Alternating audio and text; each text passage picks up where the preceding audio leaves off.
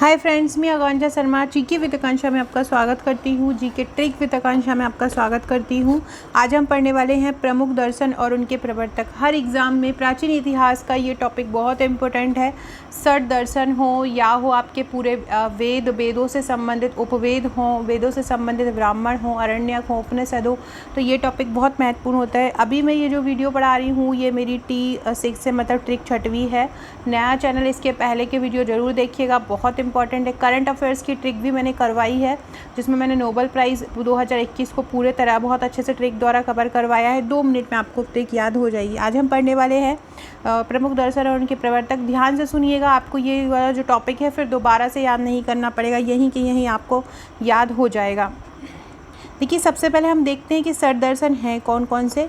तो षट दर्शन है, सबसे पहला है सांख्य, फिर है योग, फिर है वैशेषिक। षट दर्शन इसलिए बोलते हैं क्योंकि ये 6 दर्शन हैं।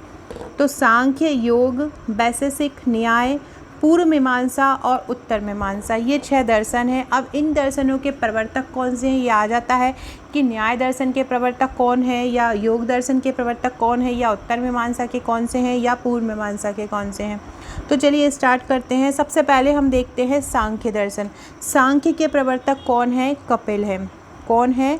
सांख्य के प्रवर्तक कौन है? कपिल है। अब आपको कपिल को कपिल देव ट्रिक करके याद करना है। कपिल देव, कपिल देव जो है ना, संख्याओं में ही विकेट लेता है, मतलब अच्छे तरीके से विकेट लेता है, संख्याओं में ही विकेट लेता है। तो आपको ये आपको ऐसे याद कर लो, कपिल उंगलियों में ही संख्या गिनता है, उंगलियों में ही संख्या गिनता है, या उंगलियों में ही विकेट लेता है, ऐसे आपको याद कर लेना है। तो कपिल से आपको याद रखना है संख्या। कपिल जो है वो उंगलियों में संख्या गिनता है। कपिल देव, अगर आपको या आपके आसपास कोई कपिल नाम का लड़का हो तो आपको याद रखना है कि कपिल है ना बहुत ज़्यादा होशियार है मैथ्स में, और वो उंगलियों में पूरी संख्याएं गिन लेता है। तो कपिल जो है वो उंगलियों में संख्या गिनता है, तो याद रखना है कपिल सांख्य दर्शन। या कपिल देव जो है बहुत ज़्यादा विकेट लेता है, तो वो उंगलियों से ही विकेट ले लेता है, उंगलियों से ही संख्याओं में विकेट लेता है, मतलब बहुत ज़्यादा संख्या में विकेट लेता है। कपिल देव को तो सभी लोग जानते हैं, तो कपिल देव से संख्या याद रखिएगा। अगला है योग का पतंजलि। पतंजलि तो आपको याद ही है, क्योंकि पतंजलि तो आजकल सबसे ज़्यादा फेमस ब्रांड है। और पतंजलि जो है बाबा रामदेव लेके आए हैं, और बाबा रामदेव जो है योग गुरु हैं, योग सिखाते हैं। तो पतंजलि योग से याद रखिए पतंजलि। तो पतंजलि बाबा रामदेव योग सिखाते हैं, तो आपको याद रहेगा योग क्या है? पतंजलि। कपिल का क्या है? सांख्य दर्शन। कपिल उंगलियों में संख्या गिनता है, या कपिल देव उंगलियों में संख्याओं में विकेट लगाते हैं।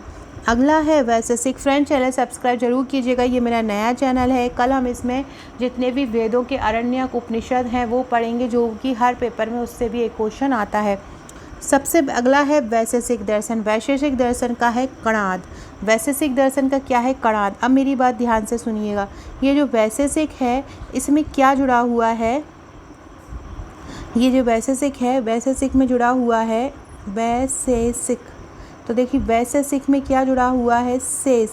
वैशेषिक में क्या जुड़ा हुआ है? वैशेषिक में शेष जुड़ा हुआ है। और तो वैशेषिक में क्या जुड़ा हुआ है? शेष। और कणा, वैशेषिक दर्शन के हैं कणाद। वैशेषिक दर्शन के क्या है? कणाद। कणाद में क्या बना हुआ है? कण से बना हुआ है। वैशेषिक जो है वो शेष से बना हुआ है, और कणाद जो है वो कण से बना हुआ है। वैशेषिक किससे बना हुआ है? वैशेषिक बना हुआ है शेष से, और कणाद किससे बना हुआ है? कण से बना हुआ है। तो जब भी हम कोई चीज़ खाते हैं, और जब भी कोई चीज़ खा के छोड़ देते हैं, जैसे कि बिस्किट खा रहे हैं एक प्लेट में, तो बिस्किट खा के वो छोटे छोटे कण बचे हुए रहते हैं, तो शेष हमेशा कण ही बचे हुए रहते हैं। देखा, कोई भी चीज़ हम खाते हैं तो लास्ट में कण ही, बहुत छोटे छोटे उसके पार्टिकल ही पड़े हुए रहते हैं, मतलब शेष बचा हुआ रहता है।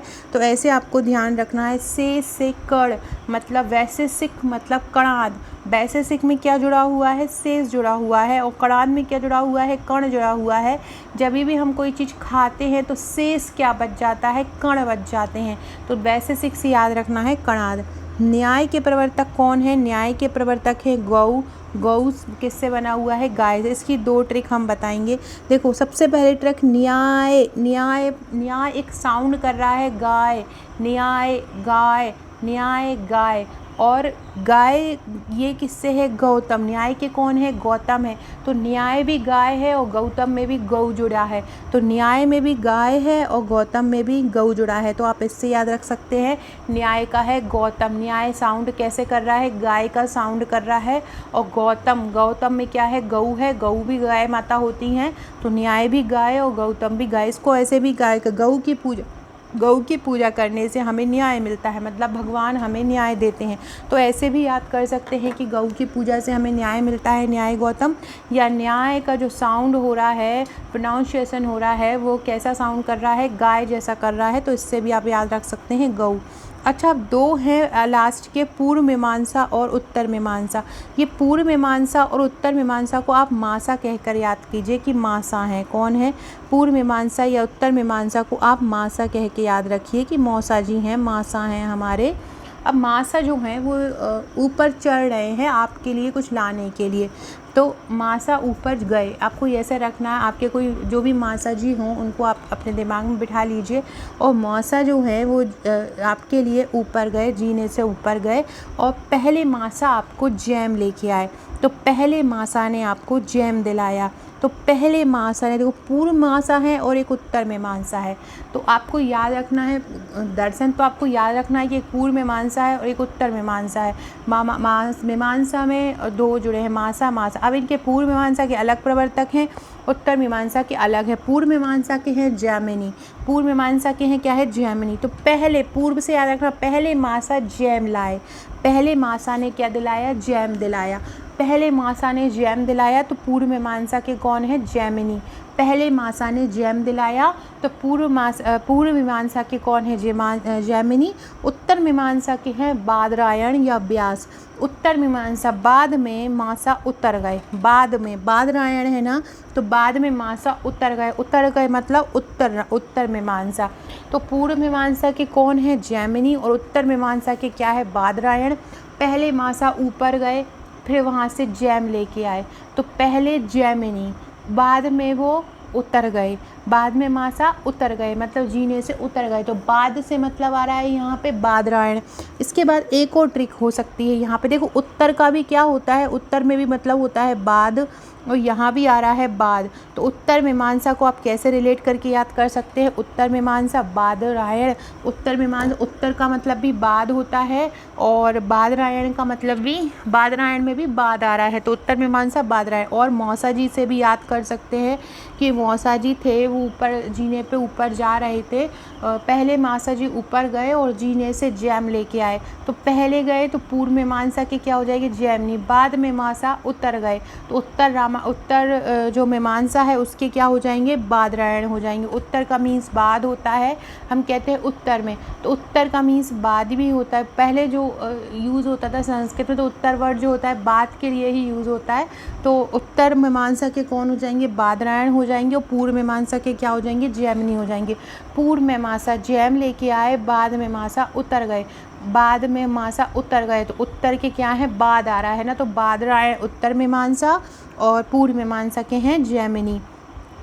एक बार और बता देती हूँ, सांख्य प्रवर्तक हैं कपिल। कपिल देव जो है उंगलियों में विकेट लेते हैं, तो कपिल देव उंगलियों में, संख्याओं में विकेट लेते हैं।